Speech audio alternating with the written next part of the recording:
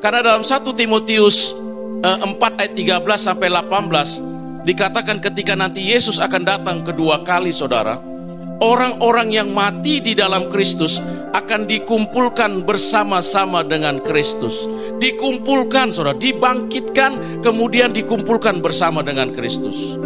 Kemudian orang-orang yang masih hidup, dia akan diubahkan. Bisa dibaca ya, 1 Tesalonika 4 ayat 13 sampai 18. Itu perlu kita dalami supaya kita tidak sama seperti orang yang tidak beriman, tidak percaya tentang kebangkitan. Karena di sana katakan orang yang mati di dalam Kristus, di sana menggunakan kata apa, saudara?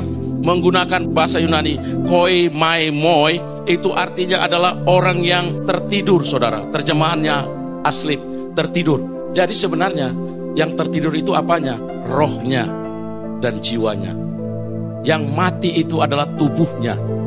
Tubuhnya itu akan hancur karena dalam pengkhotbah katakan debu itu akan kembali kepada tanah dan roh itu kembali kepada Allah yang mengaruniakannya. Jadi tubuh kita itu hancur, gak ada di kuburan. Jangan ditunggu-tunggu di kuburan, itu sudah kembali kepada tanah. Gak ada roh di situ, gak ada nyawa di situ. Orang yang mati kembali kepada tanah, diperiksa silakan, dia akan kembali hanya tulang belulang karena daging itu tidak masuk dalam kerajaan sorga. Alkitab berkata darah dan daging tidak masuk dalam kerajaan sorga. Makanya di Alkitab itu ada murid Yesus bertanya, Tuhan nanti kalau ini mati siapa yang menjadi istrinya? Hei, kau bodoh sekali dalam hal ini, kau gak mengerti tentang kerajaan Allah. Karena kerajaan Allah bukan soal makan dan minum, bukan soal kawin-mawin.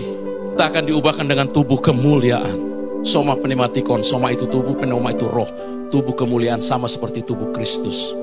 Tapi kematian Kristus, Kristus mati di sana menggunakan kata aponesko. Itu artinya, saudara, kematian Kristus itu menanggung segala akibat dosa yang dilakukan oleh manusia. Beda ya, mati Yesus dengan mati manusia. Sehingga mati manusia itu menjadi seperti orang tertidur. Tidur, jadi rohnya tidur.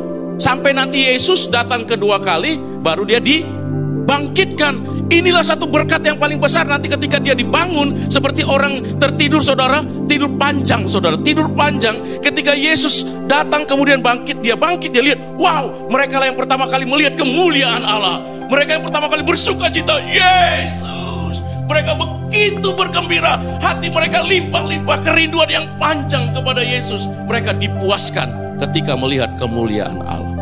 Jadi jangan pernah bayangkan rohnya gentayangan. Gak ada ya, kita berkata ada roh yang gentayangan. Kalau kita orang Kristen, orang percaya, tertidur. Amin. Yang percaya kepada Yesus tertidur, amin. Nanti dia dibangkitkan, berkumpulkan sama-sama Kristus. Setelah dia bangkit, tidur. Gak ada roh gentayangan, gak ada rohnya kemana-mana. Gak ada roh, aku lihat papamu rohnya datang ke rumah. Gak ada. Itu setan.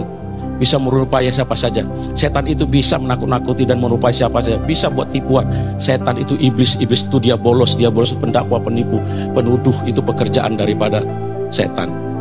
Nah itu sebabnya kita sebagai anak Tuhan, mumpung kita masih diberikan waktu, kesempatan hari-hari, mari kita bangun hubungan. Karena satu saat semua buku kehidupan itu akan dibuka.